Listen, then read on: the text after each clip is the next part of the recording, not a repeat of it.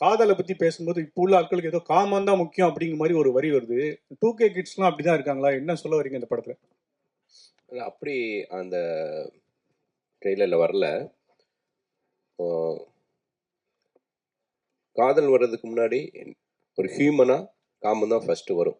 அது ஆதாம் ஏவாள் காலத்திலேருந்தே அதுதான். அதுதான் நெகட்டிவ் ப்ளஸ் பாசிட்டிவ்ங்கிறதே. அதைத்தான் இந்த கதையில சொல்றோம். இந்த உலகம் பார்க்குற மாதிரி எங்களை எதுக்கு வாழ சொல்றீங்க, நாங்கள் ஃப்ரெண்ட்ஸ் அப்படிங்கிறது தான் அவன் சொல்லுவான். அஸ் எ ஹீரோவுடைய டாக்கே வந்து ஒரு இத்தனை வருஷம் அவன் கூட பழகுறேன், எந்த மொமெண்ட்லேயுமே அப்படி ஒரு தாட்டே வந்தது கிடையாது. எந்த பொண்ணாக இருந்தாலும் காதல், ஒரு பொண்ணு மேலே காதல் வர்றதுக்கு முன்னாடி ஒரு க்ரஸ்ஸோ ஒரு காமமோ அது வந்து அது வந்து நீங்கள் க்ரஸ்ன்னு சொல்லலாம். அது உண்மையான வார்த்தை, அது காமம் தான். காமத்துக்கு அப்புறம் தான் காதல் வரும், காமத்துக்கு அப்புறம் தான் கல்யாணம் நடக்கும். அதான் சார். சுசி சார், இப்போ 2K லவ் அப்படின்னா இப்போ அட்வான்ஸாக போயிட்டானுங்க. முன்னெல்லாம் வந்து பார்க்கறது அகத்தின் சார், இவர் சாலமன் சார் சொன்ன மாதிரி தான், பார்க்காமே காதல் இருந்தது. அதுக்கப்புறம் கொஞ்சம் பார்த்தாங்க, தள்ளி தள்ளி கையை காட்டினாங்க. இப்போ பார்த்த உடனே பைக்கில் கூப்பிட்டு போயிட்டே இருந்துறானுங்க. இதுக்கு நடுவில் பாய் பேசின்னு ஒருத்தன் வரான். பார்த்தோன்னே நீங்க கூட்டிட்டு போனீங்களா?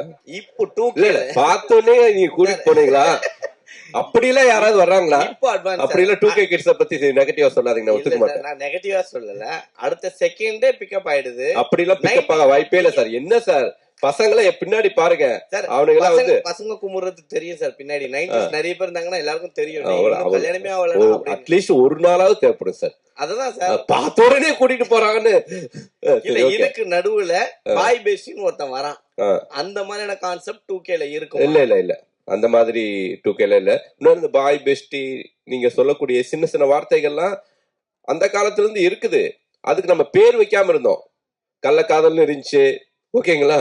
எல்லாத்துக்குமே ஒரு ஒரு பேரை இப்ப வச்சிருக்காங்க, அவ்வளவுதான். எல்லா காலகட்டத்திலயும் எல்லா விதமான உறவுகளும் இருந்துட்டு இருந்திருக்குது. இப்ப அதுக்கு நமக்கு பேர் வச்சு அதுக்கு ஒரு அடையாளப்படுத்தி, இப்ப நமக்கு மீடியா பவர்ஃபுல்லா இருக்கிறதுனால இந்த 2K ஜென்ரேஷன் பசங்க மட்டும்தான் வந்து ரொம்ப வந்து கெட்டு போன மாதிரியான ஒரு பிம்பத்தை உருவாக்கி இருக்கிறோம். இன்னொன்று, எல்லா காலம் 80 இருக்கட்டும் 90 இருக்கட்டும், நான் 96 நான்லாம் வந்து டிவி பார்த்தே கெட்டு போறியாடா நம்ம திட்டுவாங்க.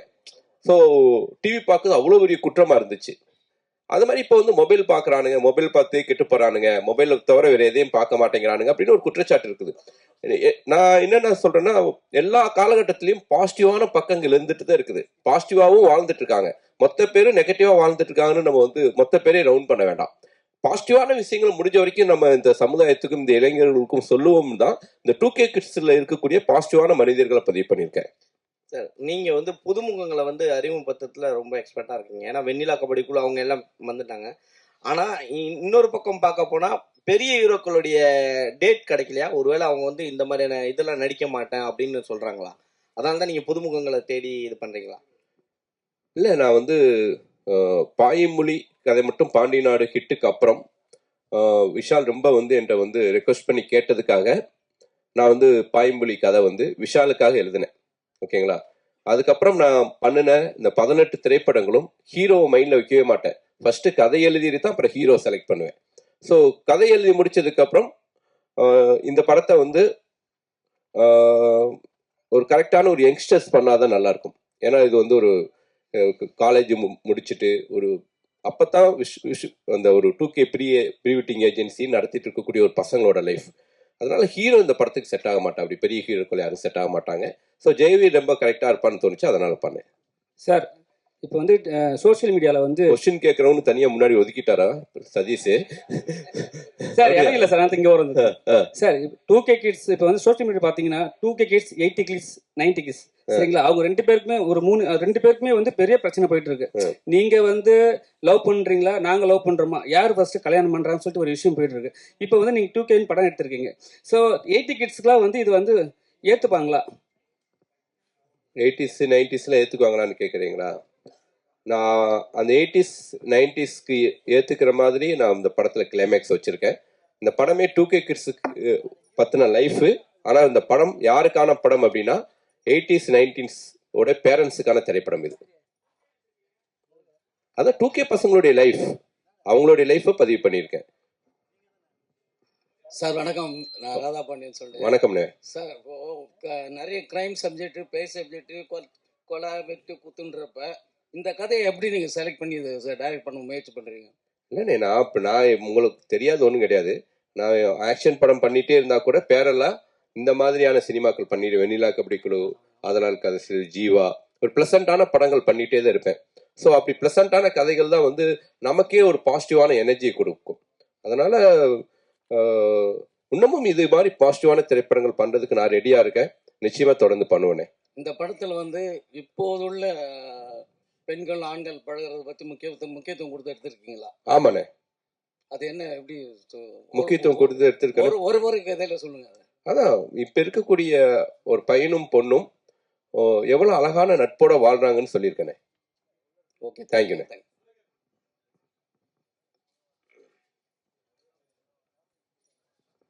சார், காலேஜஸ்ல ப்ரமோட் பண்ண போறீங்கன்னு சொல்லியிருந்தீங்க. அது ப்ரீ ரிலீஸா பண்ண போறீங்களா, இல்ல ஒவ்வொரு காலேஜுக்கும் தனியா டிக்கெட் வாங்கி அந்த மாதிரி கொடுத்து அந்த மாதிரி பிளான் பண்ணிட்டு? இப்போ வந்து 4 ஃப்ரேம்ஸில் தான் ஷோ ப்ளே பண்ணுறேன். ஸோ காலேஜ் ஸ்டூடெண்ட்ஸ் எல்லாரையும் வர வச்சு எல்லாருக்கும் ஷோ போட்டுட்டு அப்புறம் அவங்களோடைய கலந்துரையாடல் மாதிரி பிளான் பண்ணியிருக்கேன். கோயம்புத்தூரில் காலேஜுக்கு ஆப்போசிட், பிஹெச்டி காலேஜுக்கு ஆப்போசிட்லேயே வந்து ஒரு தியேட்டர் இருக்குது. அந்த தியேட்டரில் கோயம்புத்தூரில் பிளான் பண்ணியிருக்கோம். ஸோ ப்ரீமியர் ஷோ, அதாவது ப்ரீவி தியேட்டர்ஸ் இல்லாத ஊர்களில் தியேட்டர்லேயே போட்டு காமிச்சு அவங்களோட ஒப்பீனியன் வாங்கிட்டு அதுக்கப்புறம் வந்து அவங்களோட பேசலான்னு முடிவு பண்ணியிருக்கோம். தனஞ்சலி சார், ஏதோ ஒம்பழுக்க போறீங்கன்னு நினைக்கிறேன். இல்லை கேரளா இண்டஸ்ட்ரியே வந்து க்ளோஸ் பண்ணுற அளவுக்கு போயிடுச்சுன்றீங்க. பட் ஆனால் தமிழ் இண்டஸ்ட்ரியும் அந்த அளவுக்கு தான் இருக்குது. ஆனால் நம்மளுக்கு போராட்ட குணம் அதிகமாக இருக்கிறதுனால நிறைய படங்கள் வந்துட்டு இருக்கு. பட் ஆனால் ஒரு படம் ரிலீஸ் ஆனதுக்கு எல்லா படங்களும் இப்போ நிறுத்தி வச்சிருக்காங்க. எந்த தயாரிப்பாளரும் இயக்குனர் சங்கம் யாரும் குரல் கொடுக்கலையே. அப்படி இருக்கும்பொழுது சினிமா எப்படி வளரும்? ஒன்னே ஒன்று சொல்றேன். இப்போ இந்த வருஷம் பார்த்தீங்கன்னா புது படங்கள் ஆரம்பிக்கிறதே கம்மியாயிடுச்சு. இப்போ அட் டைம் பார்த்தீங்கன்னா ஒரு காலகட்டத்தில் 20-30 படங்கள் பண்ணிட்டு இருந்த தமிழ் சினிமாவில் 7 படங்கள் தான் ப்ரொடக்ஷனே போயிட்டு இருக்கு. ஸோ இதுக்கு எல்லாமே காரணம் இவ்வளோ படங்கள் வந்து சக்ஸஸ் ஆகாமல் போனது தான். ஆனால் அது ஒரு பெரிய படம் வரும்போது வேறு வழி கிடையாது. ஏன்னா எல்லாமே ஒரு 900 திரையரங்களை இந்த படத்தை வெளியிடணுன்றது டிஸ்ட்ரிபியூஷன் ரெக்குவயர்மெண்ட் இருக்குது. மக்களும் அதை எதிர்பார்க்குறாங்க. நேற்று ஒரு நாள் மட்டுமே இப்போ நீங்கள் படம் எடுத்தீங்கன்னா விடாமுயற்சி கிட்டத்தட்ட 25 கோடி மேலே தமிழ்நாட்டில் கலெக்ட் பண்ணியிருக்கு. அப்போது அந்தளவு ஆடியன்ஸ் வந்து ஓப்பனிங் கொடுக்க ரெடியாக இருக்காங்க பெரிய நடிகர்கள் நடித்த படங்களுக்கு. ஆனால் அதே ஒரு சின்ன படம் வரும்போது ஆடியன்ஸ் வந்து செலக்டிவாக பார்க்குறாங்க. அந்த செலக்டிவாக எப்படி பார்ப்பாங்கன்னா நீங்கள் என்ன சொல்கிறீங்க வச்சு தான் பார்ப்பாங்க. ஊடகங்கள் என்ன சொல்லுது, படத்தை பற்றி படம் ஃபஸ்ட்டு பார்த்த ஊடகங்கள் என்ன சொல்கிறாங்க, அடுத்ததாக ஃபஸ்ட்டு ஷோ பார்க்குறாங்களே அவங்க எப்படிப்பட்ட ஒப்பீனியன் கொடுக்குறாங்க வச்சு தான் அடுத்த கட்டமாக ஆடியன்ஸ் வராங்க. அப்போது சிறு மற்றும் மீடியம் பட்ஜெட் படங்கள்லாம் நம்பி இருக்கிறதே வந்து ஊடகங்கள் என்ன சொல்லுது, ஃபர்ஸ்ட் ஷோ பார்க்குற ஆடியன்ஸ் என்ன சொல்கிறாங்களோ அதை நம்பி தான் இருக்காங்க. அதை வந்து நீங்கள் ஒரு பேலன்ஸ்டாக சப்போர்ட்டிவாக பண்ணும்போது அந்த படங்களுக்கு ஒரு சின்ன டேக் ஆஃப் இருக்குது. பெரிய நடிகர் நடித்த படத்துக்கு அது பிரச்சனையே கிடையாது. எதிர்பார்ப்பு இருக்கிற படத்துக்கு பிரச்சனையே கிடையாது. ஆடியன்ஸ் உள்ளே வந்துடுறாங்க. அது மட்டுமே பத்தாது இல்லை இண்டஸ்ட்ரிக்கு. இன்னைக்கு ஏன் கேரளா ஷட் டவுன் ஆகுதுன்னா ஒரு 10 படம் தான் வெற்றி அடையுது. அவங்களுக்கும் 220 படம் வந்தது லாஸ்ட் இயர். அதில் 10 படம் தான் வெற்றி அடையும் போது அவங்க இப்போ என்ன சொல்லிட்டாங்க, இந்த இண்டஸ்ட்ரி தாங்காது, இவ்வளோ பேர் ஃபெயிலியர் ஆயிட்டாங்க, இவ்வளோ பேர் லாஸ் ஆயிட்டாங்க, அப்போ நம்ம ஷட் டவுன் பண்ணி காஸ்ட்டை குறைக்கணும், எல்லாத்தையும் குறைக்கணும் அப்படின்னு மூடுக்கு வந்துட்டாங்க. இது இப்போ டிஸ்கஷனில் இங்கே நம்முடைய அசோசியேஷன் எல்லாம் அதான் போயிட்டு இருக்கு. எப்படி குறைக்க போகிறோம்? ஏன்னா சிறு பட்ஜெட் படங்கள்லாம் சக்ஸஸ் ஆக மாட்டேங்குது பிகாஸ் ஆஃப் வேரியஸ் நான் சொன்ன மாதிரி ரீசன். அப்போ பெரிய பட்ஜெட் படங்களை நம்ம நம்பி இருக்கும்போது அதெல்லாம் காஸ்ட் எங்கோ போயிடுச்சு, டேட்டும் கிடைக்க மாட்டேங்குது. அப்போ எப்படி பண்ணுறது? இண்டஸ்ட்ரியை ரீஃபார்ம் பண்ணணும்னா வேற வேலை பண்ணணும் அப்படின்னு பார்க்குறோம். ஸோ இண்டஸ்ட்ரியை பொறுத்தவரையும் இப்போ வந்து எல்லாருமே, தமிழ் மட்டும் இல்லை, மலையாளம் சினிமா, ஹிந்தி சினிமா எல்லாமே ஒரு ஷேக் அவுட்ல தான் இருக்கு. ஒரு மாதிரி கலகலத்து போயிருக்கு. என்ன பண்ண போறோம், எப்படி இண்டஸ்ட்ரியை ரிவைவ் பண்ண போறோம்னு தான் எல்லாருமே அதுக்கான ஒரு முயற்சி எடுத்துட்டு இருக்கோம். இல்லை கேரளா இண்டஸ்ட்ரியில வந்து நீங்க சொல்ற மாதிரி இதுவானாலும் கவர்மெண்ட் ஓடிடி ஆரம்பிச்சிருக்காங்க. ஆனா தமிழ்நாட்டில் அதை ஆரம்பிக்கல. நீங்களும் யாரும் குரல் கொடுக்க. அப்படி ஆரம்பிச்சால் சிறு படங்களுக்கு ஒருவேளை ஒரு வாய்ப்புகள் இல்ல. இப்போ நீங்க சொல்ற கேரளா ஓடிடி வந்து இன்னும் பெருசா அவங்க வந்து ரீச் ஆகல. எல்லாமே சேல் ஆகாத படங்கள், மக்கள் வந்து உடனே பார்ப்பாங்களா அப்படின்ற படங்கள் தான் இப்போதைக்கு ஃபர்ஸ்ட் கொடுக்குறாங்க. ஏன்னா பிரைஸ் கொடுத்து வாங்கணும். எல்லா தயாரிப்பாளரோட எதிர்பார்ப்பு என்னன்னா ஒரு பெரிய அமௌண்ட்ல நம்மளுக்கு வித்துட முடியுமா, வித்துட்டாதான் நம்ம கவர் பண்ண முடியும் காஸ்ட்டை. சும்மா ரெவன்யூ ஷேர்ல போட்டு எப்படி கவர் பண்ண முடியும்? ஓகே, புது ஓடிடி ஆரம்பிச்சு ரெவன்யூ ஷேர்ல போட்டு யார் பார்ப்பாங்க, எப்படி வரும்ன்ற ஒரு பயம் வருது இல்ல தயாரிப்பாளருக்கு. எல்லா தயாரிப்பாளரும் 4 கோடி 5 கோடி இன்வெஸ்ட் பண்ணா ஒரு 3 கோடி ஃபர்ஸ்ட் எடுத்துட்டா அவங்களுக்கு நம்பிக்கை வரும். அதான் cinema. So 2K love story பத்தி ஏதாவது கேளுங்க. ஏன்னா இண்டஸ்ட்ரி பத்தி நிறைய பேச வேணாம். 2K லவ் ஸ்டோரி சார் 2013 வந்து ஆதலால் காதல் செய் ஒரு படம் பண்ணீங்க, அதுவே 2K கிட்ஸ் ஸ்டோரி தான். ஸோ இது எந்த விதத்துல மாற்றமா இருக்கும்? ஏன்னா நிறைய படம் நீங்க லவ் ஸ்டோரியை பண்ணிட்டீங்க, இது எப்படி இருக்கும், புதுசா இருக்கும்? ஆனால் உங்களை தொடர்ந்து கேள்வி கேட்குறவங்க 2K லவ் ஸ்டோரி பற்றி கேளுங்க. ஏன்னா ஒரு 10 நிமிஷத்தில் பேசிட்டு நம்ம எல்லாம் கிளம்பிடலாம், மற்ற கேள்விகள் வேண்டாம். இந்த ஒரு 2 ப்ரொடியூசரை கூட்டிகிட்டு வந்தேன் நான் படம் பண்ணலான்ட்டு. ரைட்டாக தனஞ்சயன் சார் பேசுறதுல பதட்டமாயிட்டாரு. ரொம்ப ரிஸ்க் அதிகமாக இருக்கும் போல தெரியுது. நான் இப்போ யோசிக்கிறேன், இந்த ப்ரொடியூசரை கூப்பிடாமே இருந்திருக்கலாமோ. வெங்கடேசன் சார் எந்திரிங்க சார் தான் எனக்கு என்ன சார் தெரியும், பாசிட்டிவான விஷயங்களை பேசுறது தான் படமே எடுக்கிறோம். சரி, ஓகே, எனிவே சார் பயப்படாதீங்க, நான் இருக்கேன், டோன்ட் வரி. ஸோ இந்த படத்தை பொறுத்த வரைக்கும் ஆதலால் காதல் செய் ரொம்ப ஒரு ஹாண்டிங்கான ஒரு கிளைமேக்ஸா இருக்கும். அந்த டயத்துல இந்த 2010 அந்த பசங்க லைஃப்குள்ள இப்படியான ஒரு லைஃப், இப்படியான பிரச்சனைக்குள்ளேயும் மாட்டிக்கிறாங்க. அவங்க பண்ற தப்புனால ஒரு குழந்தை எப்படி அனாதை ஆகுதுங்கிற ஒரு விஷயத்த பதிவு பண்ணேன்.